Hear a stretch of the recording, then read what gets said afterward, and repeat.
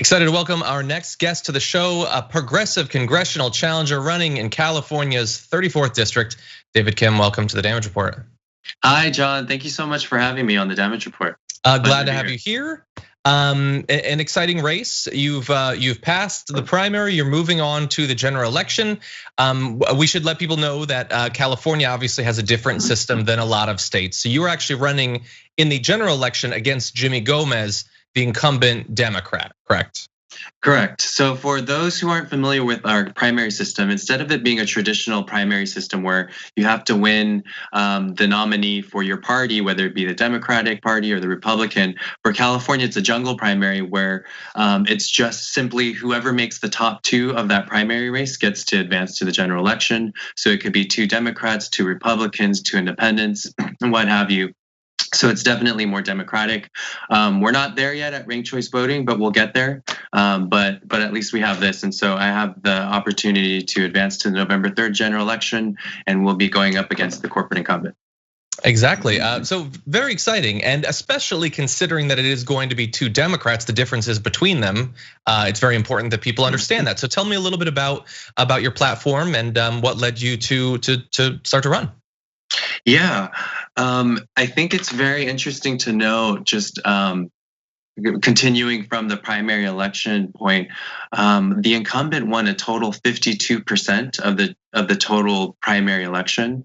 And so that's a very low number for an incumbent, especially one that supposedly is progressive and is known for being more on the left than some other representatives. And so in this race, we had 4 challengers run up against him, including myself. There were 2 other Democrats. Francis Yasmin Motowala placed 3rd. There was a Republican, Joanne Wright, placed 4th. And then 5th place was Kiana K. Scott. And the 4 of us collectively won 48%. And so it really shows you that our district is really pushing left, is really wanting a change. And an example of that is last election in 2018, we had Kenneth Mejia, who was part of the Green Party, run against the current incumbent. Although there's less than 1% registered as green in our district, almost 28% of the total vote went to Kenneth. And so that shows you, and a majority of our district is Democrat, is a Bernie district, is arguably one of the most progressive ones in the nation. So it's CA34 for those who are watching, Los Angeles. And for him to win 28% of the total vote shows you that 1/3 of voters practically said, we're not going to vote for our own party nominee or party candidate and one who's already in office. We're going to vote for somebody new. And so when I saw that, I just thought, this is what our people want. And like, I hear the voices crying out louder, like the financial distress and suffering of our people are right in front of our eyes. In my neighborhood, in my building, there's several families that live in 1-bedroom apartments together. And so the reality of this is not being addressed by our elected officials. And so it's with that desperation, it's with that urgency that I actually helped out on Kenneth Mejia's campaign 2 years ago.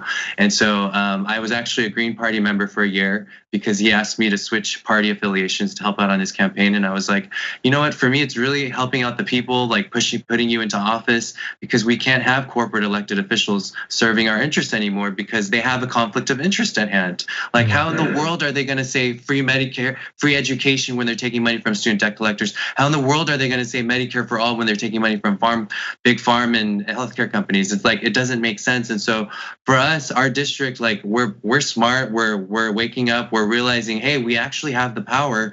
And so it's been a gradual movement where 28%, now we have a collective 48%. So it's really pushing and increasing the voter base, bringing more awareness. And so when I was trying to get Kenneth to run for office, he was burnt out and he didn't want to run anymore. And so I just threw in my towel. I didn't know a year ago that I'd be running for office, or a little over a year ago. Here I am. I'm an immigration attorney. I have been involved in local organizing and neighborhood council stuff after being activated by Kenneth. So that's why I'm running, because there's financial distress that's being experienced by everyone. We have lack of housing. We have over 40,000 brothers and sisters living unhoused in LA. And we can't just continue re-electing officials when even my opponent has been in office, including as state assembly years, for 7-8 years. Like, I don't see a difference. Yes, like these little things here and there are cool, but we need to address the systemic things, the fundamental things. And why aren't we addressing ending homelessness? Why aren't we addressing providing housing? Why aren't we being bold like Representative Ilhan Omar with the homes guarantee? Why aren't you being bold with canceling rent? And so it's just with this urgency and desperation that I'm running, that I'm encouraging other people to run in other races as well. Because if the government is supposed to be of the people, for the people, by the people, it should represent people from all different walks of life, not career politicians who become disconnected and jaded and who lose that integrity and fervor and passion. And so I love the fact that TYT, you guys exist with Ryan and all the great platforms out there, because you help bring the spotlight to us. Because for us, corporate media is not going to want to even interview us because that's against what they're going for. Yeah. Best case scenario is that we have candidates like you on, you become very successful, and then someday MSNBC will have you on, maybe. That's the hope. But anyway, so we're very glad to have you here. And so I want to talk about some of the policies that you're putting forward, because as you point out, you're saying that the district is moving left. So I want to talk about some of the distinctions between you and the incumbent. So I know that you're a proponent of UBI. What form would you ideally like to see that come in? Well, currently in a pandemic like what we have right now, where there are, just in LA, there are several 100,000 about to face eviction in 2 days when the eviction moratorium's up, and with people being forced to choose if they even have money to pay for rent or food. Right now, people need direct cash relief, and they needed it since the pandemic began. So currently for the pandemic, everybody should be given a $2,000 monthly recurring cash relief, because that's what's needed now, and even after the pandemic. And so that's definitely what's needed right now. Pre-COVID, masses of people had 2 to 3 jobs trying to make ends meet, with most not having savings. And it's a start. I'm not saying that UBI is the end all to anything, but it's a start to go ahead and start addressing these systemic inequalities of these very widening wealth gaps of income wage stagnation. And it's a start to give power directly back to our people. And the government is afraid to give money to the people because money represents freedom, represents power. And the government has always tried to control the people through poverty, through money, through only allowing the market to be for the privileged few. And all of this needs to end. And so for UBI to be something that it's not, yes, there's automation, and that's also another part of that. But before all of that, our people were financially distressed, and our people are the actual ones where we're the purchasing power of America. We represent America, and to exclude us out, you're excluding entire human beings, your people, and we are the actual economy. So what are you doing? Like, your priorities are all messed up. And so in addition to that, there's other things that need to happen. But for UBI, what would $1,000 a month do for somebody that's trapped between their minimum wage jobs? What would $1,000 a month do for somebody that's trying to be independent, that's trying to do career changes? What would it do for those who are strapped and acquiring more debt each day? It would do so much. So it's kind of the very obvious, clear answer to do, because it cuts out bureaucracy, it cuts out all the in between of taking out the money, and it goes straight to the people. Like, what more direct way is there? But the fact that people are against this is because it's simply a lack of priority. It's not wanting to give the people that power and wanting to take the control for themselves. Yeah, obviously many of our elected officials are obviously not supporting it, even during the pandemic. Not too many years ago, you didn't hear national conversations about UBI. It was academics, some activists, and things like that. In the past couple of years, especially thanks to the work of Andrew Yang, it's something that a lot more people are talking about. In terms of people supporting it, do you think that your district, like when you're talking to potential constituents, is that something that they're a lot more receptive towards than they might have been in earlier cycles? So it has been improving. Obviously, for myself included, I didn't learn about UBI until the past year and a half, 2 years, in that time frame.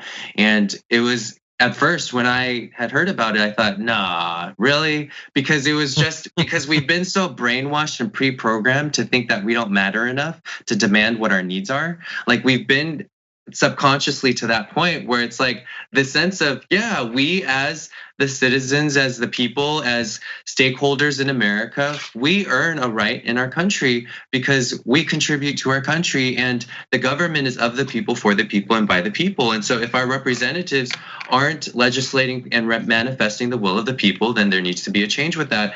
And so in regards to the UBI, it's a matter of first kind of overcoming my own individual hump. And that's when I went down a rabbit hole of learning, oh, MLK was fighting for this right before he passed away, when he was assassinated. He was on his last book speaking tour, where do we go from here? Preaching about how the most direct way to abolish and eradicate poverty is with a basic income, because we do all of these programs to implement these things, and we solve everything else or give money away to everything else. But then when it comes to the actual core, we have nothing left to give.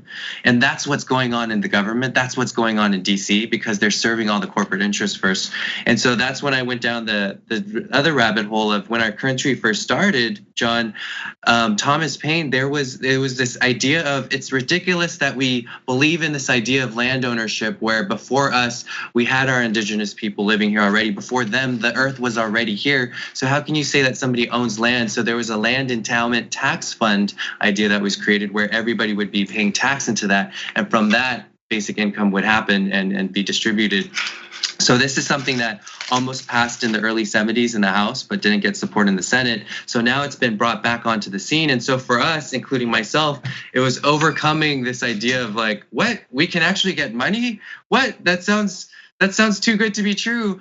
But I think it's changing the thinking pattern and realizing, oh, it's not my fault that I'm not able to pay rent consistently for the past year, for the past few years, for the past couple months, because I've done all that I can. I've worked my butt off. I have 2 to 3 jobs, but yet I can't still see the light at the end of the tunnel. And it's this deeper realization where we have to think, it's not my fault. There is something wrong going on here systemically, and we need to start addressing that. And so it's coming from that bigger self-compassion collective scale view, where now when I'm talking to people before, as opposed to 8-10 months ago, when I went out to Boyle Heights or Koreatown or to Lincoln Heights, like when I started talking about universal basic income, of course the first reaction was, "Are you serious?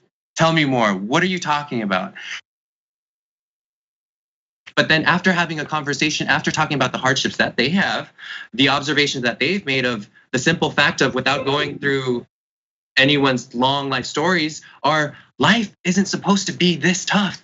We're not supposed to be working like ants till the day that we have our last breath. And so it's this awareness that we've been doing in our campaign, sharing about basic income. And now with, unfortunately, with the pandemic happening and everything being accelerated, now the message is being heard even more within our district. So now you have the LA Times sharing articles about basic income and all of these other news outlets. When it was something 6 months ago, people were like, oh, David's probably not gonna win on that one, even though his district's pretty progressive. But now it's sort of totally flipped on that end. Yeah. So that's been my experience with UBI during this cycle. No, I appreciate you giving us that experience. I think that's how a lot of people came to the idea and some of the thoughts they've had along the way. And obviously, very exciting election, very close to where we're filming from, actually. And so, David Kim, I want to thank you for joining us. Best of luck to you in the election. Great. Thank you so much.